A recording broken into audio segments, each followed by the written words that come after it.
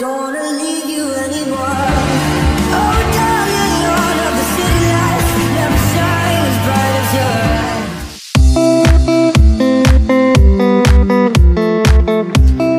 ঘড়িতে এখন বাজে 4:40 আর আমরা সবাই রেডি হয়ে বেরিয়ে পড়েছি। উদ্দেশ্য হলো নিউ ইয়র্ক। স্নেহাশিসের খুব ভালো বন্ধু অরিন্দম, ওরা এলএতে থাকে। ওরা এলএ থেকে জয়েন করবে, এলএ থেকে ওরা চলে যাবে নিউ ইয়র্কে, আর আমরা এখান থেকে যাব, তারপরে একসাথে ঘুরবো। ওই সব প্ল্যান করেছে। আমরা প্রচণ্ড এক্সাইটেড ব্যাপারটা নিয়ে। এখন আমরা ওয়েট করছি ক্যাবের জন্য। তো একদম চারিদিকটা একদম ঘুটঘুটে অন্ধকার, একটু আলো নেই এখন। তো যাই হোক, এখন স্টার্ট করছি। আশা করি খুব ভালোভাবে ঘুরতে পারবো, খুব এনজয় করব, আর আপনাদের সাথে শেয়ার করব।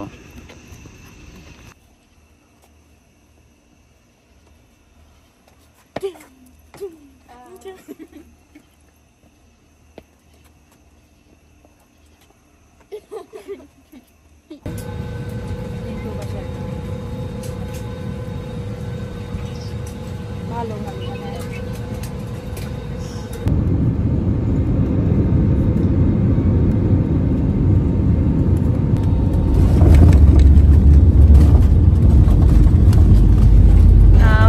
ফাইনালি পৌঁছে গেছি নিউ ইয়র্ক। এখন আমরা নিউ ইয়র্ক এয়ারপোর্টে ব্যাগেজ ক্লেমের দিকে যাচ্ছি। এখানে টেম্পারেচার হলো 25 ডিগ্রিজ, মানে ভীষণ সুন্দর একটা ওয়েদার। আর এখন আমরা ব্যাগটা ক্লেম করে নিয়ে তারপরে যাব অরিন্দমের সাথে দেখা করতে। অরিন্দমের বউ পারো ওখানে আমাদের জন্য ওয়েট করছে। ওরা আমাদের 1 ঘন্টা আগে চলে এসেছে, তাও এয়ারপোর্টে বসে আছে একসাথে আমাদের সাথেই যাবে বলে। তো খুব এক্সাইটেড লাগছে, অনেক বছর পর ওদের সাথে দেখা হবে, আর তারপরে আবার নিউ ইয়র্কে, সেটা দারুণ একটা ফিলিংস। যাই হোক, এখন ওই দিকেই যাচ্ছি। ব্যাগটা ক্লেম করা হয়ে গেলে তারপরেই ওইদিকে পৌঁছবো।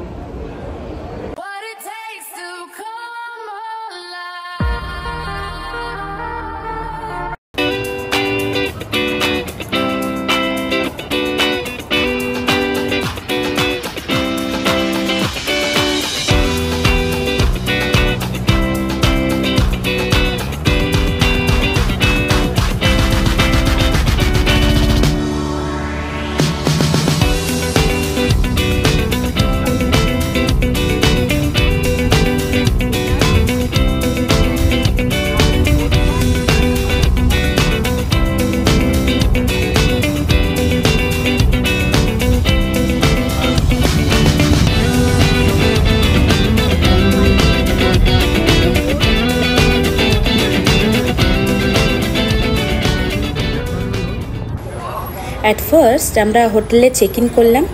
হোটেলটা ছিল একদম ম্যানহাটনের মধ্যে। হোটেলটার নাম ছিল এলিমেন্টস বাই ম্যারিয়ট। বেশ সুন্দর একটা পজিশনে ছিল, যেখান থেকে টাইম স্কোয়ার যেতে মাত্র 10 মিনিট লাগছিল হেঁটে যেতে। তো আমরা কি করলাম, আমরা চেক ইন করে জাস্ট লাগেজগুলো রেখে চলে গেলাম টাইম স্কোয়ারটা দেখতে।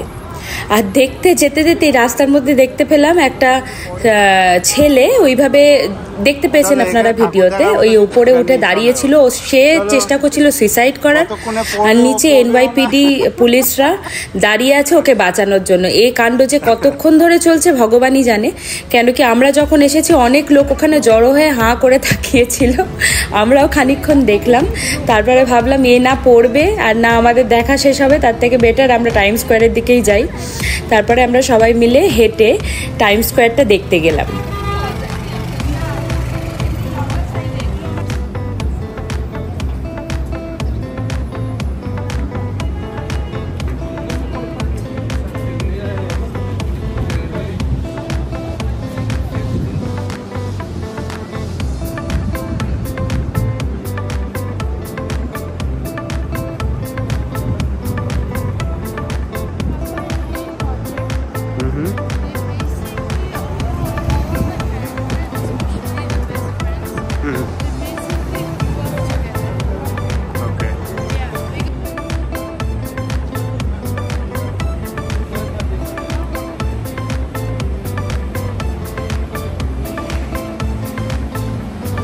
এই টাইম স্কোয়ার নিয়ে আলাদা করে বলবার কিছু নেই, এটা সবাই জানে এই জায়গাটা কতটা ফেমাস। এই যে বড় বড় বিলবোর্ডসগুলো, এগুলো দেখলে আমি অবাক হই যে কত কত অ্যাডভার্টাইজমেন্ট সারা দিন ধরে চলছে, কত ইলেকট্রিসিটি পুড়ছে। আর এই যে জায়গাটা দেখতে পাচ্ছেন, সেই জায়গাটাতে সব সময় মানুষের সমাগম থাকে, কখনো এই জায়গাটা ফাঁকা দেখতে পাওয়া যায় না, সে রাত্রির 12টাই হোক আর 1টাই হোক। তাই বলেই বলে যে টাইম স্কোয়ার নেভার স্লিপস।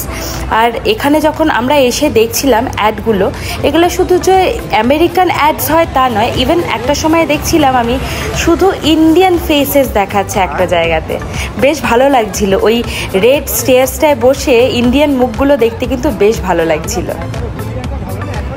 এখানে সমস্ত ফেমাস ক্যারেক্টারগুলো, যেমন ধরুন শ্রেক বলুন বা সমস্ত ফেমাস ক্যারেক্টার, মিনি মাউস বা গডজিলা বা সব রকম ক্যারেক্টারগুলো এক একটা মানুষ সেজে ঘুরে বেড়াচ্ছিল। আর আপনারা ইচ্ছা করলে তাদের সাথে ছবি তুলতে পারেন। হ্যাঁ, তার পরিপ্রেক্ষিতে আপনাকে কিছু টাকা পে করতে হবে, তো তারাই এসে আপনাদের কাছে অ্যাপ্রোচ করবে যদি আপনারা ছবি তুলতে চান।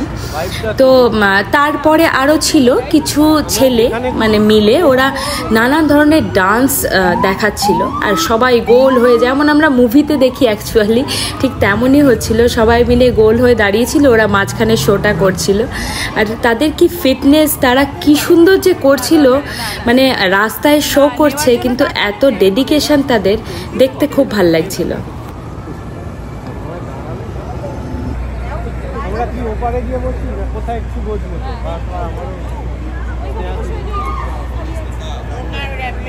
কোথায় বলি ওটা না, ওই স্টেয়ার যে না কোথায় যাই? স্টেয়ারে যাই, চলো। স্টেয়ারটা ওইখানে, চলো। স্টেয়ারতে আছে, পারো তুমি? স্টেয়ারটা ভালো করে তো আসবোই, তোমরা যা বলবে আমি তাহলে ওটাই তো না। তোমরা তো আসে কালকে থেকে জানি, আজকেরটা ফাউ আসা আছে।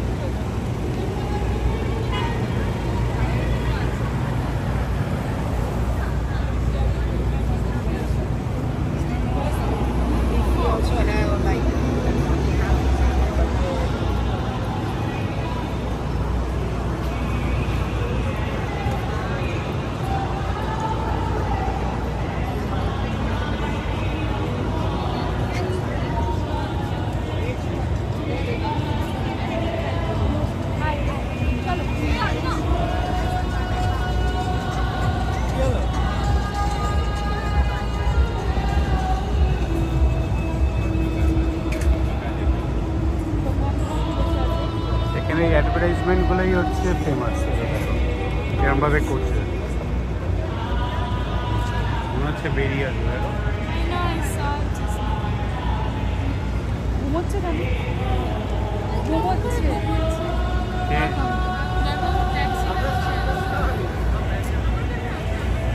পড়ো পড়ো।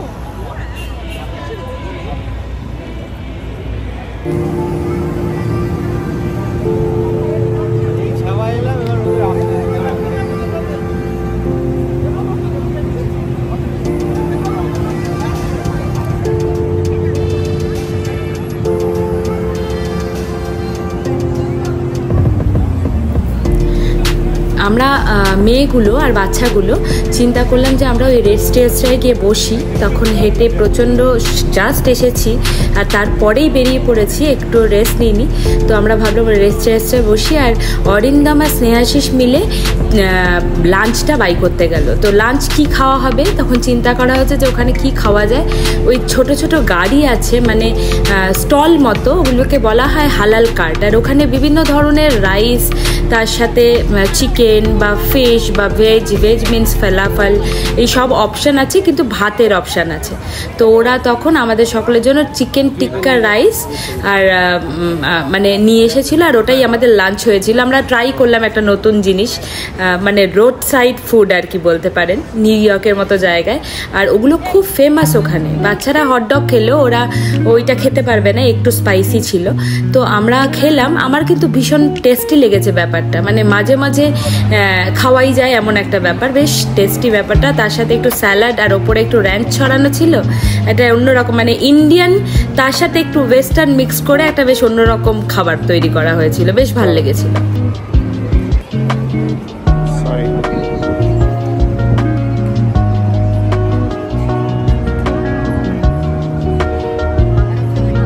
ওই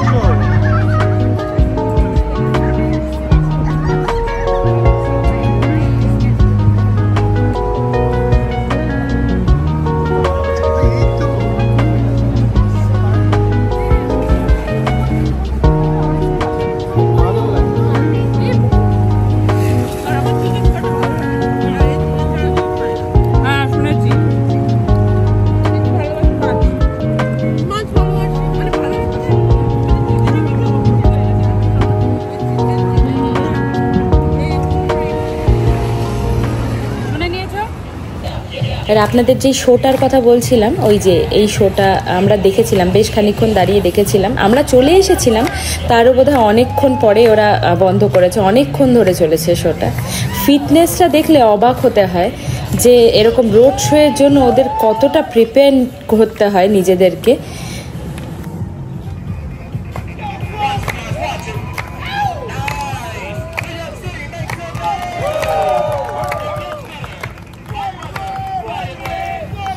আমেরিকা যে ভীষণভাবে ইন্ডিপেন্ডেন্স সব দিকে সকলের আছে সেটা আমরা সবাই জানি। আর সর্বোপরি নিউ ইয়র্ক বোধহয় তার থেকেও বেশি ইন্ডিপেন্ডেন্ট। এখানে সব রকম কালচারের মানুষ আর সব রকম ধরনের মানুষ মানে ভীষণভাবে অ্যাকসেপ্টেড। তো আমি বোঝাতে পারছি কি না জানি না, কিন্তু কেউ কাউকে তেমন করে জাজ করে না, যে যেমন সে তেমনই থাকে। তো এই নিউ ইয়র্কের মতো জায়গায় অনেক কিছুই আমরা দেখেছি যেগুলো আমরা দেখে আমাদের মতো মানুষরা দেখে অবাক হলেও ইট ইজ ভেরি নর্মাল দেয়ার। তো আমরা একটা জিনিস, সব কিছুর মধ্যে একটা জিনিস আমার খারাপ লাগছিল, যেটা হলো মারিওয়ানা। আমি জানি না আমি প্রোনাউন্স ঠিক করছি কি না। এই জিনিসটার যে গন্ধটা এখানে, জানি না এটা লিগ্যাল কি না, কিন্তু এই গন্ধটা আমরা যখনই হোটেল থেকে বেরিয়ে রাস্তায় হাঁটতে থাকতাম ওই গন্ধটা ভীষণভাবে পেতাম, আর যেটা খুব বিরক্তিকর লাগতো।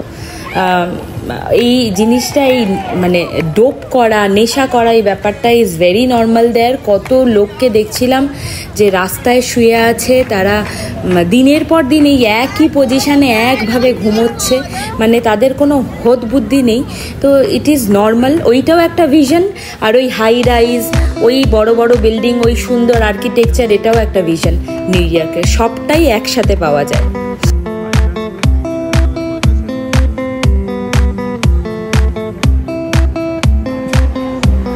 আমরা নিউ ইয়র্কে পৌঁছেছিলাম 4th of July। 4th of July ছিল আমেরিকার ইন্ডিপেন্ডেন্স ডে। সেই জন্য সব রকম অ্যাট্রাকশানগুলোর টাইমিংগুলো সেদিন চেঞ্জ করা হয়েছিল। তো আমরা সেগুলো জানতাম না। তো আমাদের ফার্স্ট প্ল্যান ছিল স্ট্যাটেন আইল্যান্ড যাবো। এই স্ট্যাটেন আইল্যান্ডটা হলো জলপথে পুরো নিউ ইয়র্কটাকে সুন্দর করে ঘুরে দেখা, আর সেটা নাকি ম্যাজেস্টিক। কিন্তু আমরা পৌঁছে জানতে পারলাম যে লাস্ট ফেরি ছেড়ে গেছে, আর সেটা আমরা মিস করে গেছি। তো সকলের খুব মন খারাপ হয়ে গিয়েছিল। প্রথম দিন বেরোলাম, আর প্রথম যেখানে গেলাম সেটাই দেখতে পেলাম না। তো তখন আমাদের নেক্সট প্ল্যান যেটা ছিল সেটা ছিল ব্রুকলিন ব্রিজটা দেখতে যাব। তো তারপরে ওখান থেকে আবার সাবওয়ে, ওখানকার যেই মেট্রো স্টেশন, মেট্রো পথটাকে সাবওয়ে বলা হয়, সেই সাবওয়ে ধরে আমরা ব্রুকলিনের দিকে গেলাম। আপনাদের বলে রাখি, এই পুরো নিউ ইয়র্কটা আমরা ঘুরেছি ওই সাবওয়ে থ্রুতে। যাওয়াটা শুধু ক্যাবে, মানে এয়ারপোর্ট থেকে হোটেল অবধি যাওয়া, আর লাস্ট দিন হোটেল থেকে এয়ারপোর্ট যাওয়া, এর জন্যই আমরা শুধুমাত্র ক্যাব নিয়েছি। তাছাড়া পুরো সাবওয়ে থ্রুতেই। আর আমাদের যে অরিন্দম ছিল সে পুরো ম্যাপটাকে একদম গুলে খেয়েছিল। তো আমাদের যেন ওই 4 দিনের মধ্যেই খুব ইজি হয়ে গিয়েছিল সাবওয়ে যাতায়াত করাটা। আমরা ব্রুকলিনের দিকে যাচ্ছি, ব্রুকলিন ব্রিজ, যেখানে শাহরুখ খানের সেই গানটা, কেন গানটা কাল হোনা হর ঘড়ি বদল রহি, ওই গানটা শুটিং হয়েছিল।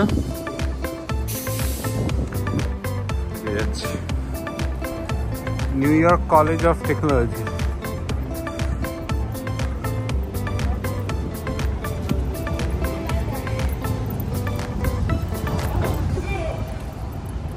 ঠিক আছে রে,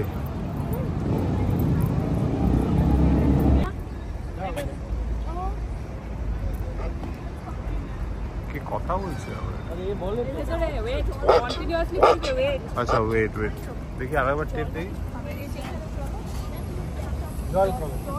What? Wait. Like, it's like, wait.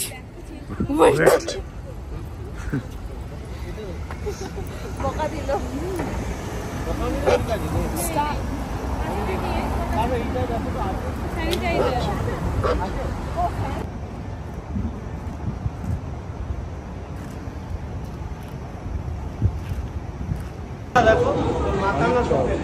এই মাথায় ওটাতে কি করে উঠবে?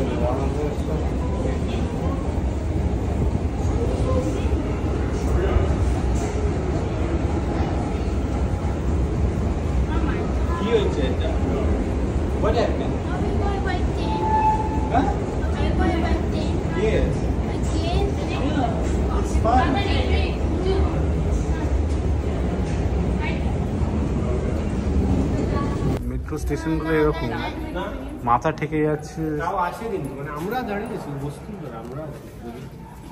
বলো, হোয়াট ইজ ইউর এক্সপিরিয়েন্স? আমাদের ব্রুকলিন ব্রিজ যাওয়া হলো না সেদিন, সবাই খুব মন খারাপ হয়েছিল প্রথমটা, তারপরে জানলাম যে আরও 3টে দিন আছে, একদিন কাভার করেই নেব সেটা। আর আমাদের ওই ফায়ার ওয়ার্কস মানে 4 জুলাইয়ের যে ফায়ার ওয়ার্কস সেটারও টাইম হয়ে যাচ্ছিল, তো আমরা 3-4টে ওদের লোকেশন দেওয়া ছিল যেই জায়গা থেকে ফায়ার ওয়ার্কসটা খুব সুন্দর করে দেখা যাবে। তো অরিন্দম সেগুলো ঠিক করে রেখে দিয়েছিল, তারই মধ্যে একটা জায়গায় পৌঁছেছিলাম, মানে টাইমলি পৌঁছে গিয়েছিলাম, কিন্তু টাইমলি পৌঁছেও দেখলাম কি পরিমাণে ভিড়, মানে আমরাও অনেকটা পরে পৌঁছেছি, যারা ওখানে অলরেডি ছিল তা না হলে তারা কত আগে থেকে সেখানে দাঁড়িয়ে আছে সেটাই আমি ভাবছিলাম, মানে প্রচণ্ড ভিড়। আর আমার ছোট মেয়ে রুশালি এত মানুষ এত ক্রাউড দেখলে প্রচণ্ড অস্বস্তি ফিল করে, মানে ওর প্রচণ্ড কষ্ট হয়, ও তখন বলছে আমি বাড়ি যেতে চাই। তো যাই হোক, ওকে অনেক কষ্টে বুঝিয়ে সুঝিয়ে রাখা হয়েছিল। তো তারপরে আমরা দাঁড়িয়ে থাকতে থাকতে হঠাৎ দেখতে পেলাম আমরা যেখানে দাঁড়িয়ে আছি তার থেকে অনেকটা দূরে ফায়ার ওয়ার্কস হওয়া শুরু করলো, সেটা আমরা দেখতে পাচ্ছিলাম না একটা জায়গা থেকে, পাশ থেকে। আমরা ভাবলাম এই রে, আমরা এত লোক এখানে দাঁড়িয়ে আছে, ভুল একটা পজিশন নিয়ে দাঁড়িয়ে আছে, এত মন খারাপ হয়ে গিয়েছিল। খানিকক্ষণ ওয়েট করার পরে জাস্ট আমরা ভাবছি যে এবার ফিরে যাই, হবে না, দেখা যাবে না, সঙ্গে সঙ্গে আমাদের সামনেই একদম ফায়ার ওয়ার্কস শুরু হলো। আর গোটা 30 মিনিটস ধরে কন্টিনিউয়াসলি ফায়ার ওয়ার্কস হয়েছে। আর কি অ্যামেজিং যে ছিল, মানে কী যে সুন্দর ফায়ার ওয়ার্কসগুলো ছিল, কত ধরনের ছিল, দারুণ একটা জিনিস চাক্ষুষ করলাম, ভীষণ এনজয় করেছিলাম দাঁড়িয়ে। শুধু ওই যাই বললাম, আমার ছোট মেয়ে মানে সে কন্টিনিউয়াসলি একটাই কথা যে আমি বাড়ি যেতে চাই, এত লোকের মাঝে দাঁড়াতে চাই না, I want to go back home. তাকে বুঝিয়ে বুঝিয়েই আমার সময় চলে যাচ্ছিল কন্টিনিউয়াসলি, যে একটুখানি দেখে নিয়েই চলে যাব। তো যাই হোক, এখানে কন্টিনিউয়াসলি লোকে তো ভিডিও টিডিও নিচ্ছে, আর আমি চোখ দিয়ে এত এনজয় করেছি, মানে মন ভরে প্রাণ ভরে শুধু ফায়ার ওয়ার্কস দেখে গেছি, অসম্ভব সুন্দর ছিল।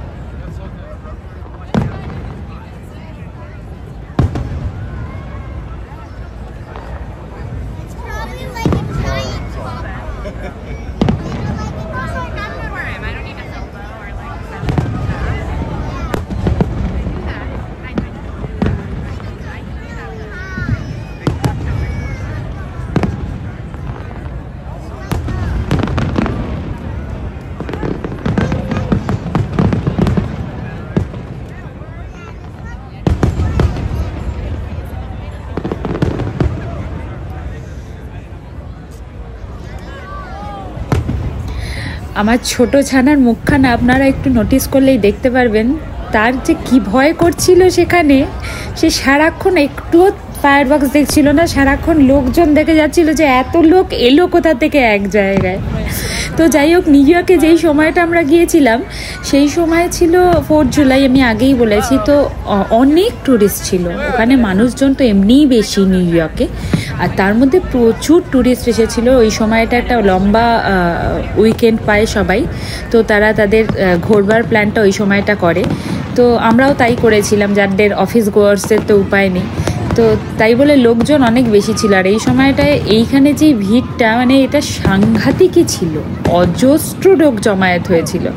আর এরকম 4টে জায়গা ছিল, তো একটা জায়গায় এরকম ভিড়, আমি ভাবছি আরও 3টে জায়গায় এতটাই ভিড় হবে। তো যাই হোক, বাড়িতে আসলাম, ভীষণ টায়ার্ড ছিলাম, তো স্নেহাশিস আর অরিন্দম বেরিয়ে গেল আমাদের ডিনারের অ্যারেঞ্জমেন্ট করতে। তো ডিনার কোথা থেকে অর্ডার করা হবে চিন্তা করা হলো যে একটা নর্থ ইন্ডিয়ান ফুড অর্ডার করা হোক। ওরা প্রথমে ভেবেছিলাম ওরা অনলাইন অর্ডার করে দেবো, তারপরে ওরা বললো যে না, আমরা গিয়েই নিয়ে আসি। পাটিয়ালা গ্রিল বলে একটা রেস্টুরেন্ট, খুবই সুন্দর টেস্টি খাবার ছিল। তো তো যাই হোক, এই ছিল আমাদের নিউ ইয়র্কের প্রথম দিন। পরের আরও পর্বতে আমি আরও দিনগুলো আমরা কেমন করে কাটালাম, কোথায় কোথায় ঘুরতে গেলাম, সেগুলো সব আপনাদের সাথে শেয়ার করব। আশা করি আপনাদের এই ব্লগটি ভালো লেগেছে। সবাই ভালো থাকবেন, সুস্থ থাকবেন, আর সবাইকে খুব ভালো রাখবেন। ধন্যবাদ।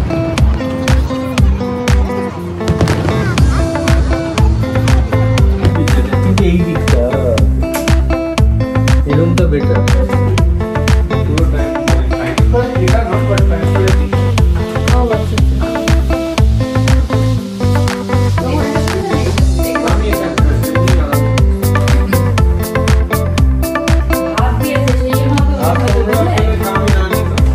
ভাত মানে ওইটার সাথে ভাত ছিল আর কি।